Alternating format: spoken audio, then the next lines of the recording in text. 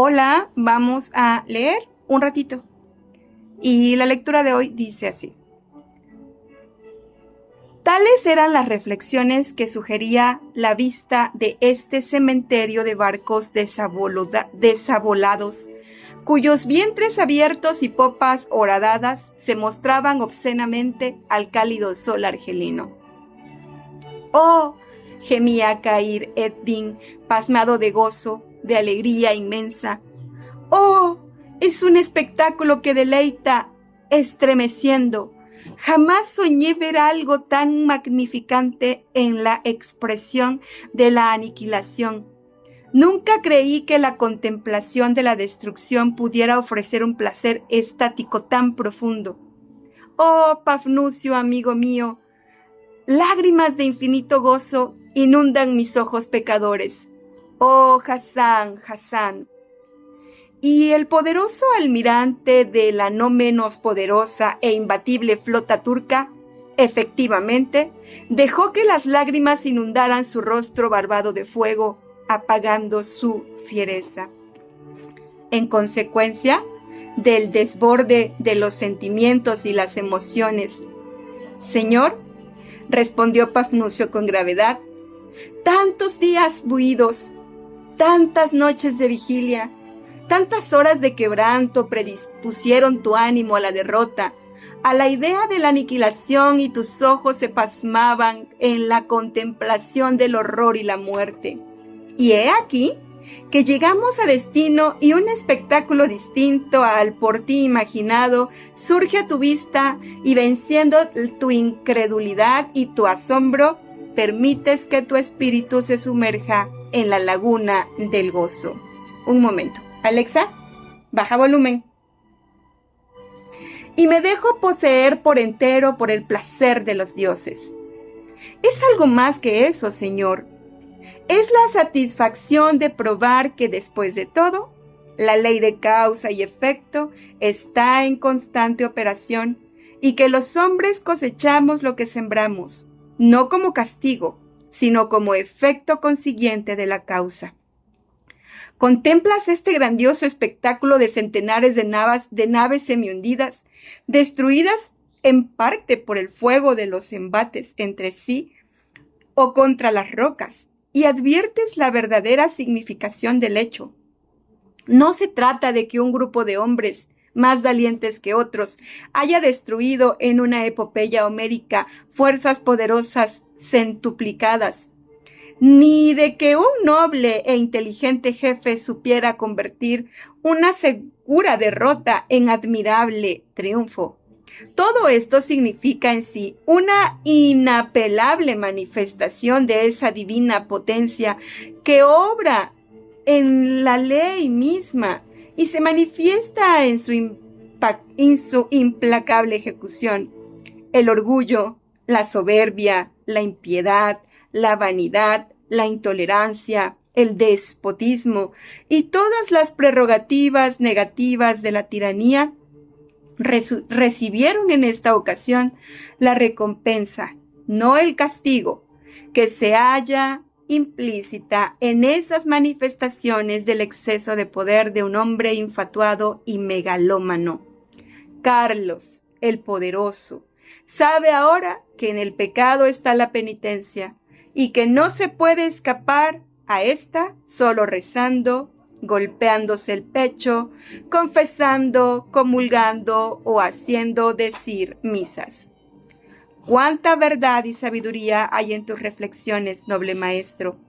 Oyéndote, en efecto, comprendo que no es el placer de los dioses el que da tanto gozo, sino la convicción de la inmanencia de un poder superior que regula la conducta de los hombres, y sean estos pobres y humildes o ricos y poderosos, deben someterse a su ley. Oh, si todos los hombres comprendieran y admitieran esta sencilla verdad, el mundo andaría mucho mejor. La nave almirante y sus escoltas hallaron bastante difícil abrirse curso a través de este inmenso cementerio de barcos, pero al fin lo consiguieron, y algún tiempo después, Khayr ed-Din, en quien se renovaron sin freno sus emociones, abrazaba a su hijo Hasán el eunuco, al héroe homérico a quien las épicas argelinas cantarían loas narrando su hazaña. Siendo un jefe físicamente disminuido y contando con escasas fuerzas, con el favor de los cielos que veían por sus hijos más nobles y valientes, había logrado una victoria imposible, abatiendo para siempre la soberbia de un monarca poseído de tremenda vanidad y empeñado en mantener para sí el centro de un llamado sagrado imperio. Esos versos cantarían así la hazaña cumplida por el pobre joven eunuco, sacrificado por ese mismo despiadado poder. Yace moribundo Hasán el valiente, desgarra su vientre un tajo profundo, donde la simiente que da vida vive, y en el gozo pide la entrega yaciente. ¡Ay, muerto ha sido, aunque tenga vida, pues con tal herida vigor ha perdido! Don Carlos se aleja, vano en su hazaña, pues su honor daña quien muerte en pos deja. ¡Oh, cándidos cielos, rasgados en vientos, en rojos fragmentos, llorad vuestros duelos! Ufano el rey vuelve, y Argel es sitiada, mas Hasán porfiada, lucha le devuelve. Con soplos de viento, Hasán ha vencido, y el rey ha tenido feroz escarmiento. Las naves vencidas se van, dejando en pos una visión atroz de 100 naos hundidas. El rey abrumado en su celda llora, suplica e implora no ser condenado, mas siendo piadoso el omnipotente, guarda al inocente, mata al poderoso. Oh, don Carlos el cruel, tu odio delirante es intolerante, saborea, pues, tu hiel. Sí, padre, contemplas enternecido y orgulloso las muestras del triunfo de los humildes contra los poderosos, pero por expresivo y grandioso que sea el espectáculo, jamás llegarás a darte una idea cabal de lo sucedido. La reunión en el Palacio de Argel había dejado de ser una cuestión protocolar y oficial para convertirse en un acontecimiento íntimo de tiernos contornos. Presentes se hallaban junto con Khayr ed-Din, Hasán, el heroico, Janina, las preciosas gemelas, que sin ningún respeto tiraban de las rojas barbas de su famoso abuelo, provocando en éste ruidosas carcajadas. Admitidos dentro del círculo íntimo se hallaban también Barek, Pafnucio, Shinam, Aydin, Ulud Ali, Dragut aún no había regresado de su último crucero, y algunos capitanes y jefes de la guarnición, tanto de la ciudadela del Peñón como de las fortalezas de la ciudad, a cuya eficaz labor se debía en mucho la resonante victoria lograda. Luego que la nave imperial se alejó como un podenco castigado, con el rabo entre las piernas, prosiguió Hasán, llegó lo peor de la tormenta, y el viento, un terrible huracán, arrojó unas contra otras las naves, logrando en breves momentos lo que quizá una fuerza destructiva humana no hubiese conseguido en días, y aún semanas de ataques con poderosa artillería. Y las naves que se salvaron fueron a su vez destruidas contra la costa. De este modo, el paternal cielo acudió en defensa de los débiles. Pero lo que siguió fue acaso más decisivo para el resultado, intervino Barek. Cientos, miles de hombres gritaban en las playas despavoridos para que los sacaran de tan difícil situación. Muchos, en su desesperación, se arrojaron al enfurecido mar, procurando alcanzar las naves, pero perecieron en el intento. Y entonces uno de los jefes, un caballero de Malta, consiguió reagrupar a los hombres y con ellos avanzó por la costa, buscando un sitio de mejor embarque. Aunque hostigados permanentemente por nuestras escasas fuerzas, consiguieron llegar a un punto entre Argel y Tlemcen, donde acudió el almirante Doria con las naves que se salvaron del desastre. pero reembarcar a esos efectivos superaba la capacidad de los barcos, por lo cual, para dar cabida a los hombres, tuvieron que arrojar al mar a los caballos y todo aquello que imposibilitaba la operación. En previsión de que se produjera una retirada en masa, yo había apostado mis naves en lugares protegidos de la costa, acotó Hassan. Este fue el momento elegido para su intervención y como resultas de un ataque frontal y resuelto, más naves resultaron destruidas.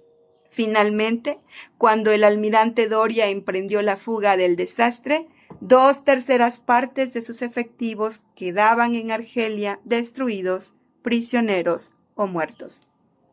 Este ha sido, en suma, el resultado de la campaña imperial para la captura de Argel.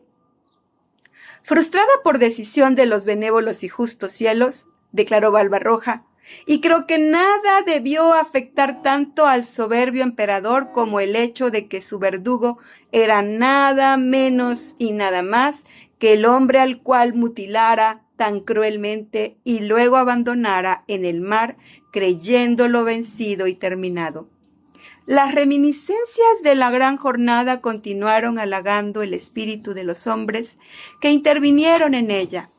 La complacencia era mayor considerando el gran revés infligido al orgullo monarca. Pero por mucho que los corsarios pensaran en el sufrimiento moral experimentado por el emperador, nunca iban a imaginar los estragos que esta gran derrota iba a causar en una personalidad psicótica proclive a la autotortura mental.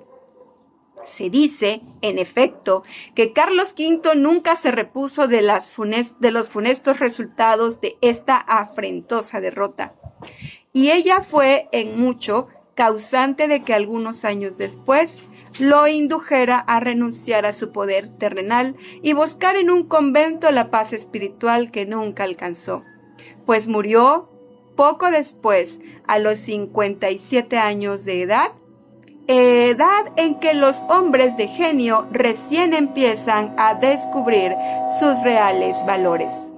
La ley causal iba a cumplirse de este modo integralmente.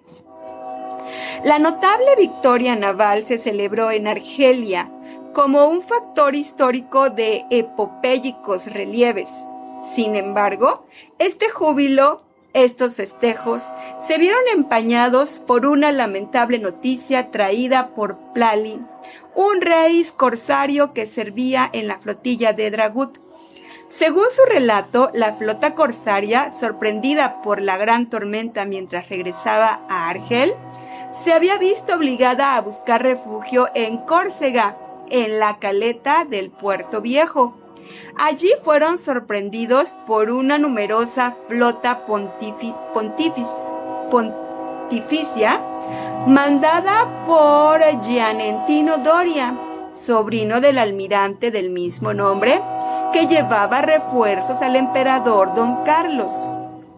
Lo numeroso y fuerte de la partida pontificia y el elemento sorpresa habían actuado para lograr la destrucción total de la flotilla corsaria. Dragut y sus hombres o habían caído en la acción o habían sido aprisionados.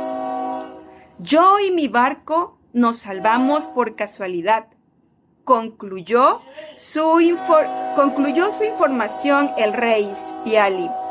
La tormenta, al destruir uno de mis palos, había demorado nuestro avance. Cuando llegamos a Puerto Viejo, todo había terminado. Era ciertamente de lamentar lo ocurrido al valiente capitán Dragut y a quienes los sintieron tanto como el propio Khayr Eddin fueron sus compañeros. Los otros dos renegados, Ulut Ali y Aydin, de brillante acción en la batalla de Argel, Pero como ocurre siempre en casos semejantes, el halagüeño presente de la victoria llevó pronto consuelo al pecho de quienes compartieran la azorada existencia del capitán Dragut. Mas si Argelia vivió la gloria del triunfo, en la Sublime Puerta se le consideró una gran victoria del poder naval otomano y como una proeza nacional turca. Este sentimiento, al hacer presa en el gobierno y al pueblo turcos, creó un clima de algazara popular que se desbordó sin trabas cuando la flota de Khayr Eddin entró en el puerto, trayendo a su bordo a los héroes de aquella célebre jornada: Hassan el eunuco, Barek, Ulugh, Ali, Aydin y los jefes y oficiales que participaron en la acción, todos los cuales, luego de recibir recompensas, homenajes y festejos y ascensos, volvieron a su sede colmados de honores.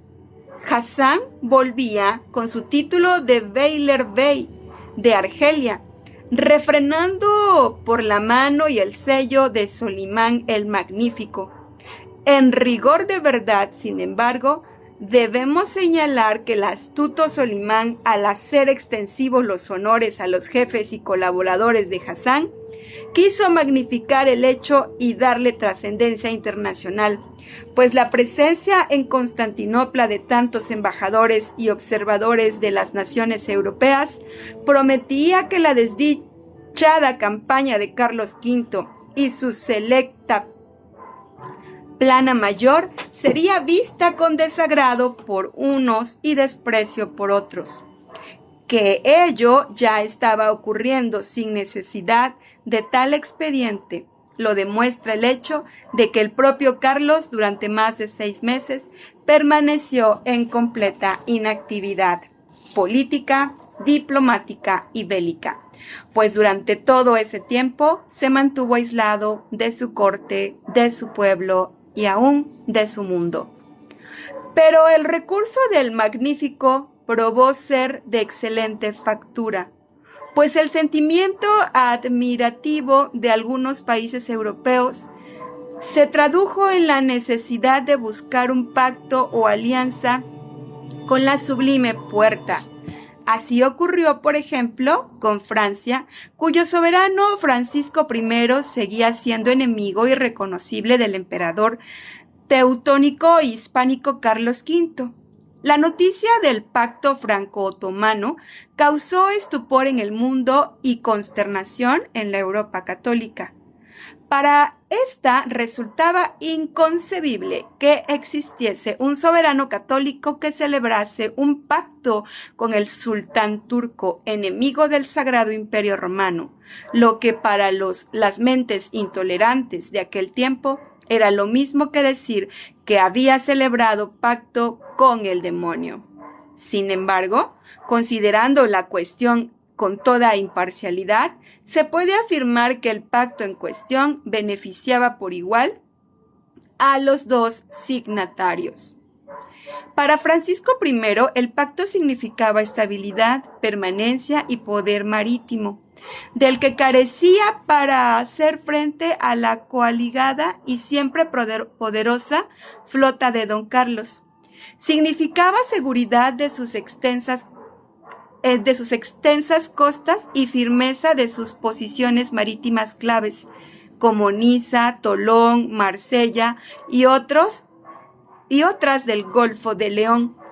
Tal seguridad le permitía volcar sus recursos en los extensos frentes de guerra por tierra.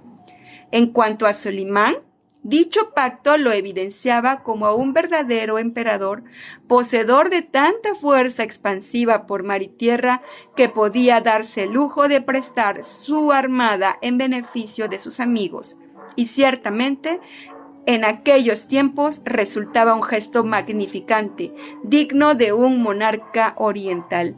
Sobre todo, llamaba a considerar con la mayor seriedad el problema de la ya rotunda expansión del Imperio turco en el Oriente y y el mediodía de Europa, pues la caída de Hungría y de Austria no daban lugar a dudas al respecto. Como es de suponer, la honrosa misión de dirigir la flota turca y asignarle el papel de vigilancia que el célebre pacto estipulaba, recayó en el gran almirante Pasha Kair Eddin. Transcurrido un tiempo de reparaciones y de adecuada preparación, durante el cual se argumentó y mejoró el potencial ofensivo y se incrementó el poderío humano, la flota turca se hizo a la mar con 200 naves entre galeras, galeazas y galeones.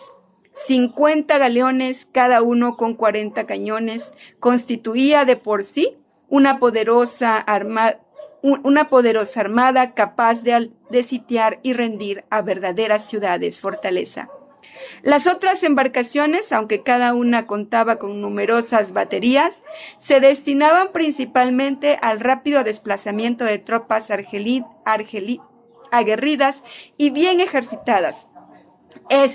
Esto y la abundancia de armas, municiones y pertrechos hacían de la flota no solo una invencible, sino una temible armada. Y por ahora es todo.